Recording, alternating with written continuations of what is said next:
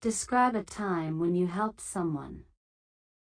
You should say who you helped, how you helped them, why they needed your help, and explain how you felt after helping them. Sample answer. I remember a time when I helped a neighbor, an elderly lady named Mrs. Thompson, who lives a few doors down from my house.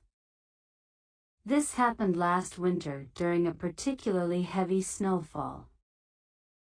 Mrs. Thompson is in her 80s and lives alone, so I always keep an eye out to make sure she's okay. On this occasion, I noticed that the snow had piled up high in her driveway overnight, and it was still snowing. Knowing that it would be difficult for her to clear it herself and that she might need to get out for groceries or an emergency, I decided to help. I woke up early that morning, put on my winter gear, and went over with my shovel.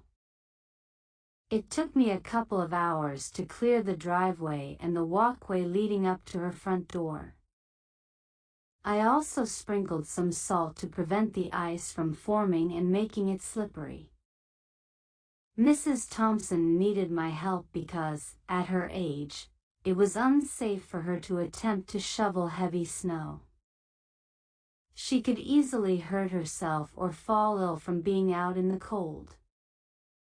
Moreover, being somewhat isolated, it was important for her to have a clear path in case she needed anything or in case of an emergency. After I finished, I rang her doorbell to let her know her driveway was clear. She was incredibly grateful and even tried to offer me some money, which I refused. She then insisted on making me a cup of hot chocolate, and we ended up chatting for a while. I felt really good after helping Mrs. Thompson. It wasn't just about the physical act of shoveling snow, but knowing that I had ensured her safety and comfort. It was a simple gesture of kindness, but I knew it meant a lot to her. Helping her also reinforced my belief in the importance of community and looking out for one another.